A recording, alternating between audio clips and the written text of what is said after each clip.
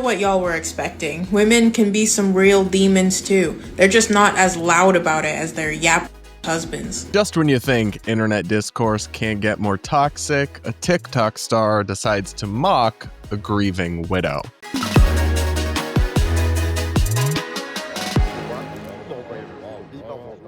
We're going to break this down and so much more on today's episode of the Brad vs. Everyone podcast, my daily show where we take on the craziest ideas from across the internet, our media, and our politics, all from an independent perspective. Heads up, guys, there may not be a show tomorrow as I'm traveling back home to Michigan to visit some family.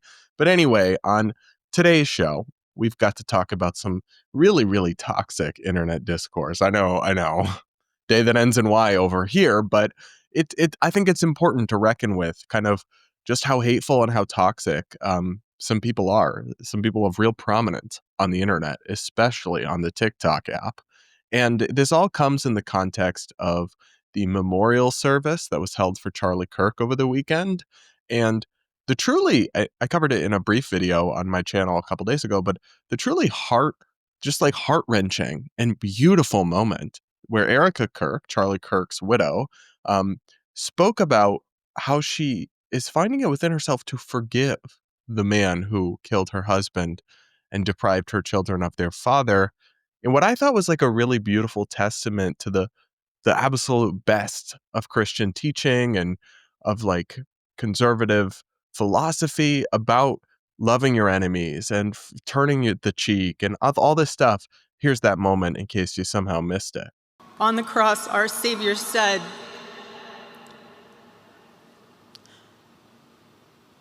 "Father, forgive them, for they not know what they do." That man, that young man, I forgive him.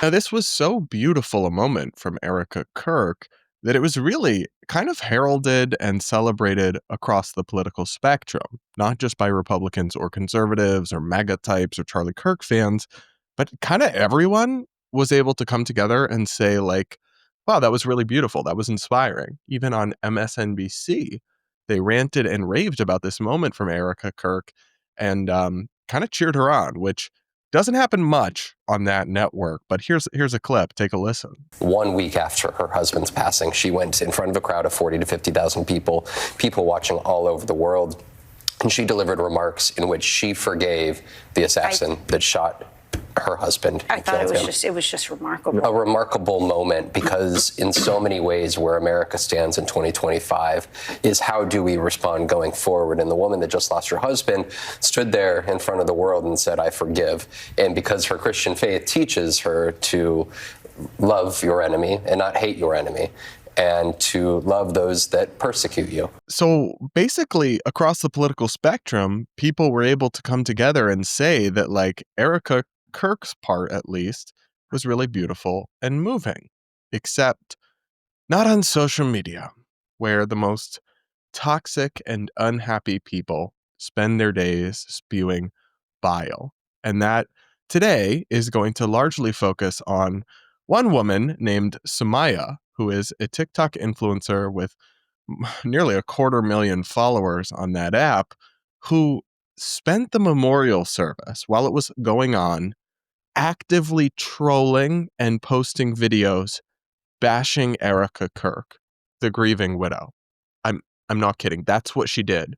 You know, the whole like idea of, oh, if you don't have anything nice to say, just don't say anything at all. Yeah, she really said nah to that and just went off on Erika Kirk during the memorial service for her husband who was just killed. You can't make this up, but we're going to watch her video that's going viral and sparking so much backlash now because I think we got to grapple with this sentiment, as gross as it is. Let's take a listen. As expected, Charlie Kirk's wife, who everyone was feeling so sorry for, oh my god, I don't feel bad for him, but I feel bad for her. Yeah, she's also an incredibly right-wing person who's using this moment. Stop. Okay.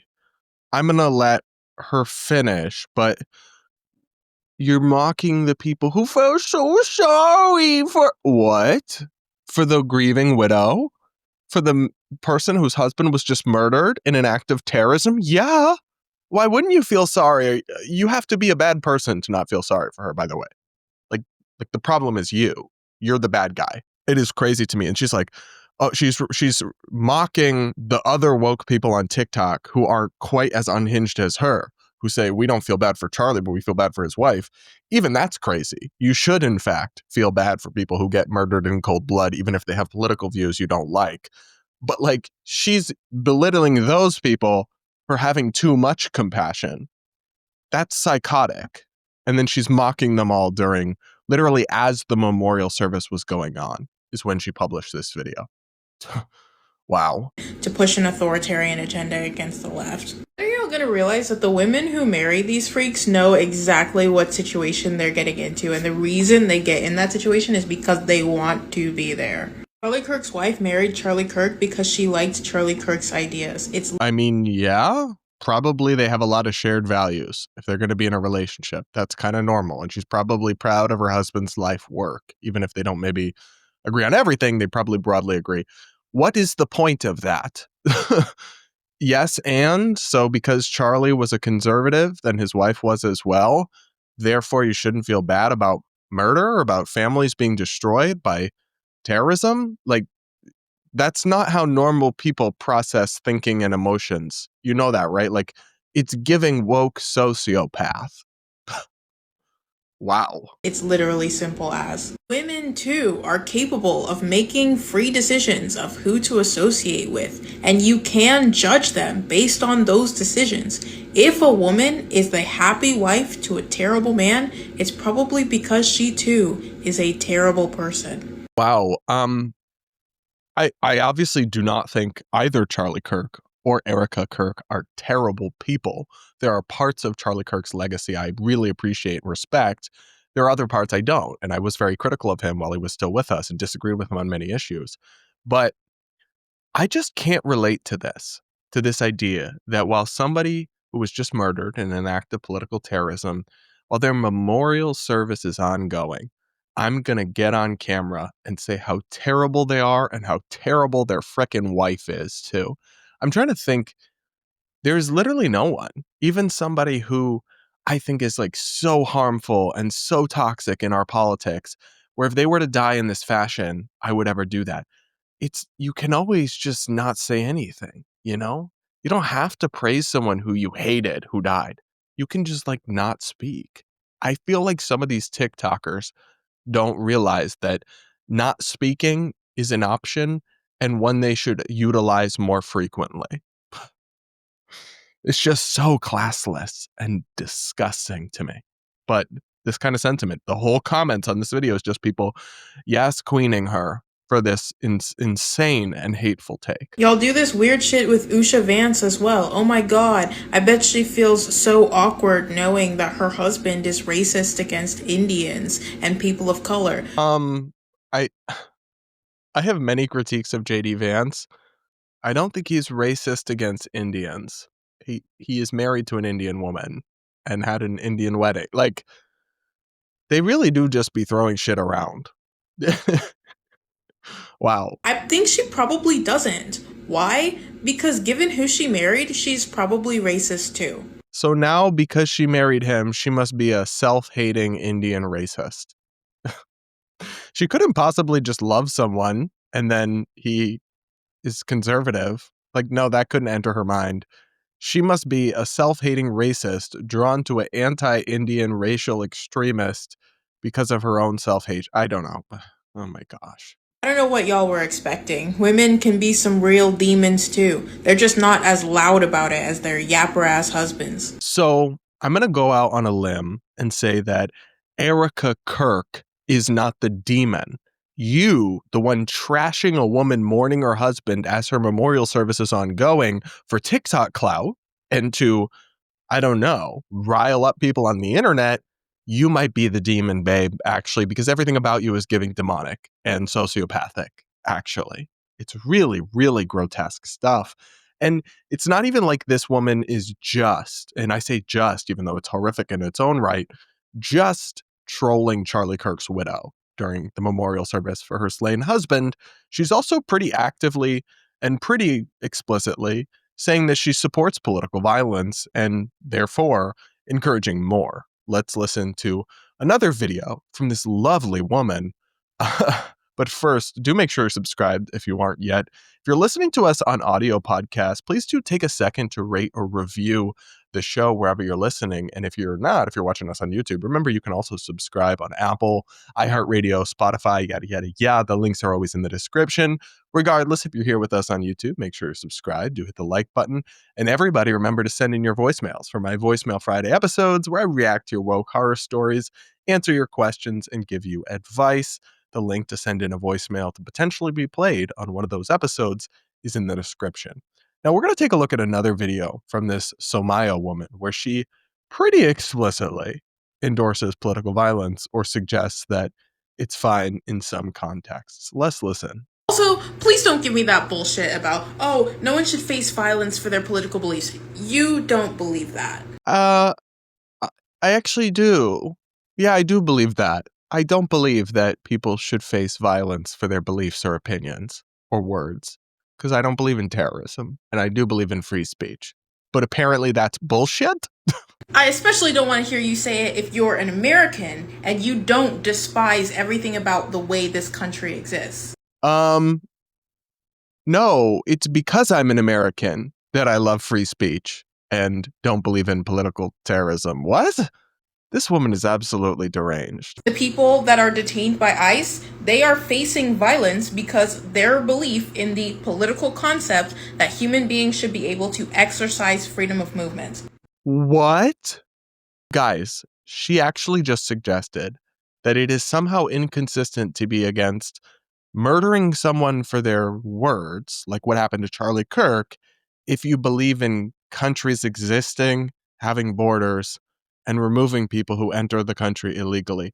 Those aren't the same thing. I'm sorry, but if you're being deported because you don't have legal documentation to be in a country, you're not being deported for your opinions. You're being sent back to the place where you're a citizen of. Unless you literally just believe in anarchy, utopia, open borders, everyone can go wherever they want, which she probably does because she's that delulu. That's just a basic aspect of civilization that you are also like, those people aren't being freaking killed. They're being deported. They're being sent to the countries that they're from. How you can compare that to people being murdered in cold blood over speech is wild to me. Absolutely wild. When the state says it and clears out a homeless encampment, that is people facing violence for the belief that they deserve to exist and be alive despite the fact that capitalism has rejected them. Oh my God, capitalism has rejected them. That is not why most people are homeless, babe. We can go into a whole discourse and dialogue about that, but it is not because of the evils of capitalism. And I'm sorry, but this idea that it is remotely comparable to assassinating Charlie Kirk, because you don't like his words, for the police to remove homeless people, or really any people, who are trespassing on public property, those things aren't the same. I mean, those homeless people, first off, again, they're not being killed, love. They're being relocated because they're somewhere they're not allowed to be. Not allowed to build your home on a public park. That's not what a public park is for. You don't own that property. And they're still being allowed to exist. And again, they're not being targeted for opinions. They're being targeted for illegal actions. That's kind of a meaningful distinction that appears totally lost on this young woman. Wow. People die every single day because instead of funding social services, having a robust public free healthcare, funding education, funding housing, no, all of that money gets funneled into war, the military, and the defense of Israel. That is all political violence. And the only reason you see what happened to Charlie Kirk as worse than what happens every single day in this country is because we're sane and not crazy. That's why we see spending taxpayer money in ways you or I might disagree with as different from taking vigilantes, shooting people and killing them in cold blood because of their words. versus you wishing we spent, well, by the way, we already spend so much money on welfare programs, on subsidized healthcare programs, all this kind of stuff, wishing we spent more on that and less on our military. Those aren't the same thing. One of them is murder, and one of them is just political choices being made about how to spend money. But we're crazy? Oh my gosh. We're so cooked. The fact that hundreds of thousands of people on TikTok and on the internet look to this person, and millions of people get their news and commentary from influencers very similar to this person. We are absolutely cooked. Is because the elites have told you that interpersonal violence is actually more violent than structural violence. And the only reason they said that to you is because they are actually at risk of interpersonal violence and they are scared shitless of it. Well, no. This idea of structural violence, I don't really think is a thing. But interpersonal violence is worse than this structural violence because one of them is violence and the other one isn't. You not getting more free money isn't violence. Someone putting a bullet through your head is violence. Like, how do I have to explain that to you?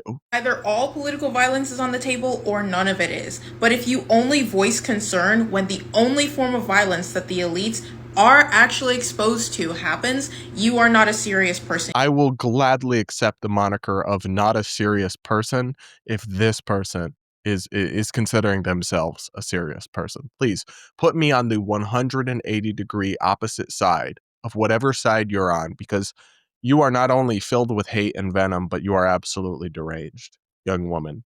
Deranged and really, really full of darkness. It makes me very sad and scared for the future of our country that young people like this have a platform and have a voice and feel so comfortable just engaging in this kind of absolute lunacy and evil. What do you guys think? Let me know in the comments. Make sure you're subscribed, yada, yada, yada. And now we're going to touch on another story related to Erika Kirk, which is we're literally not allowed to have nice things anymore. It's become illegal. Like, it just, as a society, we can't have a nice moment. We can't all come together because people always have to make it weird, and they always have to go a little crazy, a little delulu about stuff. So the Daily Mail is reporting about this very strange, I guess you would call it like far right, but it's from kind of far right crazy people, conspiracy theory cropping up about Erika Kirk after the memorial service for her husband, accusing her of making like satanic hand symbols or something. I'm not kidding. I'm not making this up. So the Daily Mail reports vile claim about Erika Kirk's hand signal sweeps internet in wake of Charlie Kirk memorial. They're essentially saying that this hand signal she made is like some sort of satanic dog whistle or communication or whatever, but there is, shocker, this will shock you to hear this, a much simpler explanation for what is going on here. But here's what people are saying. I caught this hand sign from Erika Kirk, which is a devil/owl sign people use in dark meetings and rock-on concerts. Another person said, why would she make this hand signal as a professing Christian and being knowledgeable of these things? Another person wrote, what is happening? Erika Kirk throwing up a satanic hand symbol to end off Charlie's funeral?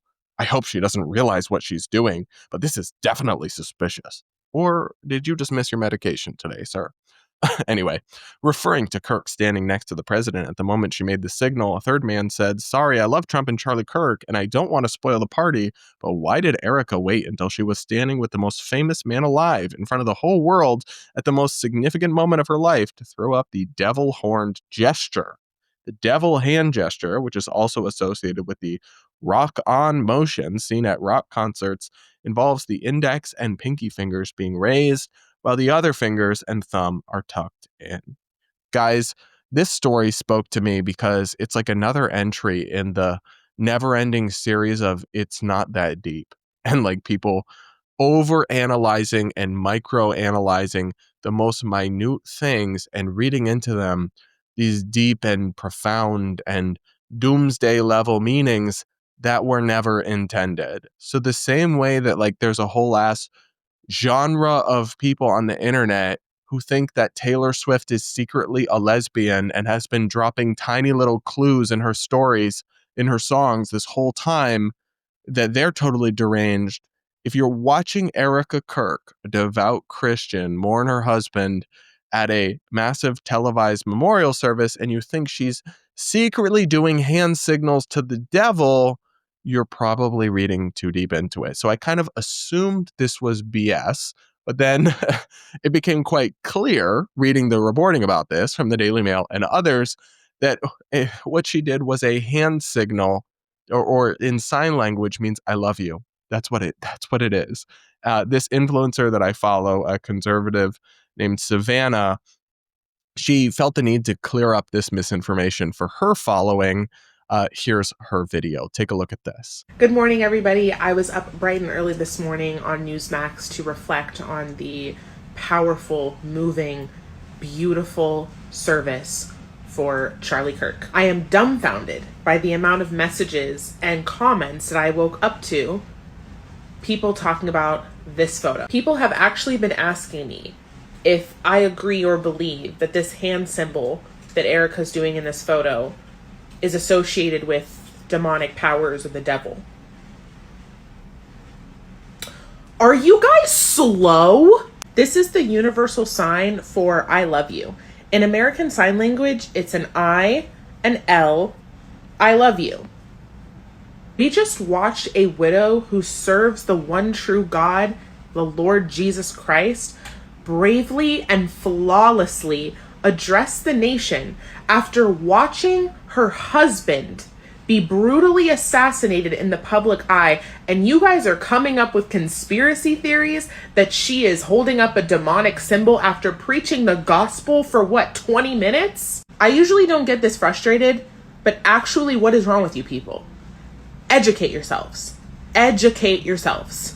So I think it's really sad that this even needs to be said, but Erika Kirk did not, in fact, do a demonic hand symbol. You just have too much free time and are too brain rotted by the internet and are too prone to conspiracy theorizing, like some of y'all. And it's not just a left-wing thing. We talk a lot about the left because they dominate a lot of internet spaces. There are some crazies doing their craziness, doing their big one on the internet from the right-wing perspective as well. And we all just desperately need to come together and log off. That's my take, honestly. So you guys let me know what you think. Have you seen this conspiracy theory going around on the internet? Let me know in the comments. Make sure you're subscribed, yada, yada, yada. And one final thing I want to talk about, guys, is a lot of you have seen the stance that I've taken on the Jimmy Kimmel issue of his show being suspended by ABC/Disney because of the backlash to what he said, where he implied that the Charlie Kirk shooter was really MAGA and MAGA was just in denial. And I called out the FCC chair, Brendan Carr, who works for the Trump administration, for his comments where he suggested that they needed to take action on Kimmel and they could do it the easy way or the hard way and threaten the licenses, the FCC issued licenses of ABC's member stations. And a lot of people, including in my debate with Will Cain on Fox News, were just essentially arguing that, like, hey, this wasn't a factor. Like the FCC chair, yeah, he said that, but this was just a private business decision. And my position all along was we don't really know, but I'm sure it had, I suspect it had some role. And then that regardless, it's really inappropriate. Now, the news is, it just broke last night, that ABC is actually going to bring Kimmel back potentially. Although, like, now they're facing a revolt from Sinclair and some of the owners of the local stations that don't want to put him back on air. Anyway, here's the reporting about this, that he is kind of potentially making a comeback so soon. Let's watch. Disney is bringing him back on the air tomorrow. ABC says in a statement that we made the decision last week to suspend production to avoid further inflaming a tense situation at an emotional moment. But now, after having thoughtful conversations with Jimmy, the ABC says we reached the decision to return the show on Tuesday. So Kimmel's getting back to work. Wow, Brian, that is significant, especially given that some of the players outside of Disney in a corporate setting, like Nexstar and Sinclair, they essentially have deals that allowed them to preempt his show, and that's part of the reason that it was suspended. Yeah. Do we know how they might react to this? We don't, and that becomes the big question now. Will these local station affiliates choose to air Jimmy Kimmel Live Or will they continue to protest the comedian, even though the network is bringing him back nationwide? ABC does gently chastise Kimmel in this statement. The statement says, quote, "The decision to suspend him, we made it because we felt some of the comments were ill-timed and thus insensitive." So they're very gently saying they disagreed with Kimmel last week, but obviously they're bringing him back as of tomorrow. And we don't know, obviously, all of the considerations that went into this, Brian. But I would say leaders, obviously, at ABC and Disney have had the benefit of a few days of feedback. Yeah. Including from Disney employees who were very disturbed, including from Hollywood stars and showrunners, the kind of people Disney wants to work with, and from free speech groups, politicians, even some Republican politicians like Ted Cruz. We know the condemnation of Disney has been widespread. Now, what we don't know yet is what the counter reaction will be from President Trump and his allies. So this story about the return of Kimmel has really prompted a lot more discussion and dialogue. And a bunch of people have tagged me and essentially said something to the effect of, haha, Brad Polumbo, you were wrong. See, it really was just a business decision. And now they're bringing it back. It wasn't due to FCC pressure. And while I'm never opposed to admitting when I'm wrong, I don't really understand this pushback or this perspective. Let me explain. So if it was a business decision purely, and it wasn't based on the FCC threats or the political element here, what's changed about the business dynamic? If they just canceled Kimmel because he was losing the money and his ratings were bad, as people said, then why would they have reversed that decision a few days later? None of those factors would have changed. What I suspect happened is that they were initially cowed by the FCC threats and the massive backlash and caved to it, but then got so much backlash from inside their own company and from Hollywood and from the elite sphere that they work with closely that they were like, no, oh shoot, we can't do this. We actually are going to take a stand on this and resist the Trump administration's pressure and the backlash. I don't really think this tells us that much, that they're trying to bring him back. Tells us totally what went down. Now, in the statement, they say they took him off air because his statement was offensive or whatever, but there's actually extensive reporting that ABC executives had no issue with what he said. I don't really think you can just take at face value the claims they're making in a PR statement. Like, clearly that's strategic. It's not just putting all their cards on the table. But regardless, and I made this point to Will Cain on Fox in our debate, I've never claimed to know what the ultimate decision was happening inside ABC. And if the FCC threats were a big factor or not, I do suspect that they were at least a significant role. But regardless, my point has always just been that it's inappropriate for the Trump administration to act like this regardless. So I don't really understand the attempted gotchas and dunks on me over this now development where they're bringing Kimmel back. But I don't know, maybe you guys do see this as somehow debunking my whole point. I don't, but I'm always open to disagreement and pushback from the audience. Let me know what you think in the comments below. Make sure you're subscribed, yada, yada, yada. Please do consider sharing this podcast, especially if you're an audio podcast listener, but also on YouTube. Sharing it with somebody who you know who might like it. It's the number one way that podcasts grow. And I love doing this show for you guys. So thank you so much for tuning in. And we'll talk again real soon. It may not be till Thursday, actually, because I am traveling tomorrow. But we'll talk again real soon, and I can't wait.